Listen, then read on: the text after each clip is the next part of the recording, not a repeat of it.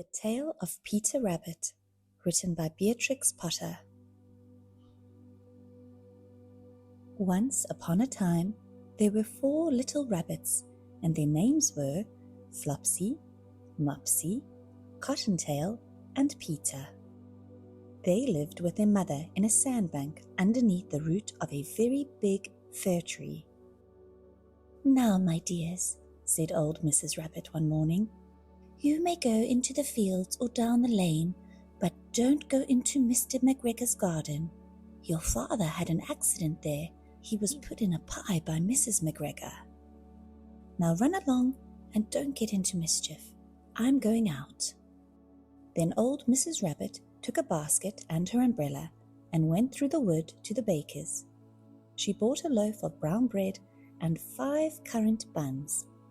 Flopsy, Mopsy, and Cottontail, who were good little bunnies, went down the lane to gather blackberries. But Peter, who was very naughty, ran straight away to Mr. McGregor's garden and squeezed under the gate. First, he ate some lettuces and some French beans, and then he ate some radishes. And then, feeling rather sick, he went to look for some parsley. But round the end of a cucumber frame, whom should he meet but Mr. McGregor? Mr. McGregor was on his hands and knees planting out young cabbages, but he jumped up and ran after Peter, waving a rake and calling out, "Stop, thief!" Peter was most dreadfully frightened. He rushed all over the garden, for he had forgotten the way back to the gate. He lost one of his shoes among the cabbages and the other shoe amongst the potatoes. After losing them, he ran on 4 legs and went faster, so that I think he might have gotten away altogether if he had not unfortunately run into a gooseberry net and gotten caught by the large buttons on his jacket. It was a blue jacket with brass buttons, quite new. Peter gave himself up for lost and shed big tears. But his sobs were overheard by some friendly sparrows, who flew to him in great excitement and implored him to exert himself. Mr. McGregor came up with a sieve, which he intended to pop upon the top of Peter. But Peter wriggled out just in time, leaving his jacket behind, and rushed into the tool shed and jumped into a can. It would have been a beautiful thing to hide in if it had not had so much water in it. Mr. McGregor was quite sure that Peter was somewhere in the tool shed, perhaps hidden underneath the flower pot. He began to turn them over carefully, looking under each. Presently Peter sneezed. "K'choo!" Mr. McGregor was after him in no time and tried to put his foot upon Peter, who jumped out of a window, upsetting 3 plants. The window was too small for Mr. McGregor, and he was tired of running after Peter. He went back to his work. Peter sat down to rest. He was out of breath and trembling with fright, and he had not the least idea which way to go. Also, he was very damp with sitting in that can. After a time, he began to wander about, going lippity, lippity, not very fast, and looking all round. He found a door in a wall, but it was locked, and there was no room for a fat little rabbit to squeeze underneath.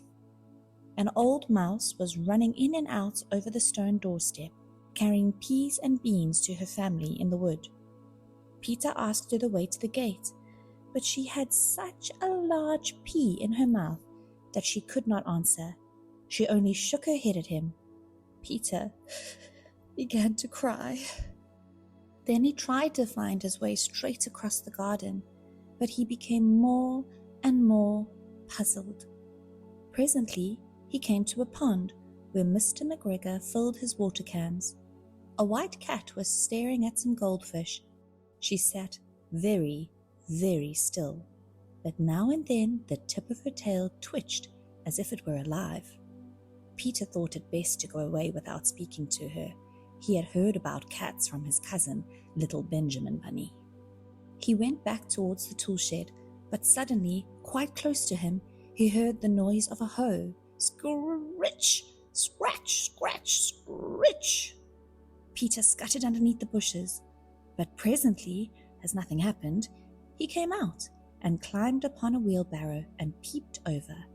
The first thing he saw was Mr. McGregor hoeing onions. His back was turned towards Peter, and beyond him was the gate.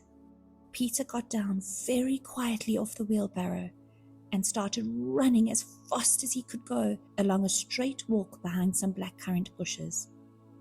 Mr. McGregor caught sight of him at the corner, but Peter did not care. He slipped underneath the gate and was safe at last in the wood outside the garden. Mr. McGregor hung up the little jacket and the shoes for a scarecrow to frighten the blackbirds. Peter never stopped running or looked behind him until he got home to the big fir tree. He was so tired that he flopped down upon the nice, soft sand on the floor of the rabbit hole and shut his eyes. His mother was busy cooking. She wondered what he had done with his clothes. It was the second little jacket and pair of shoes that Peter had lost in a fortnight. I am sorry to say that Peter was not very well during the evening. His mother put him to bed and made some chamomile tea, and she gave a dose of it to Peter. 1 tablespoonful to be taken at bedtime. But Flopsy, Mopsy, and Cottontail had bread and milk and blackberries for supper.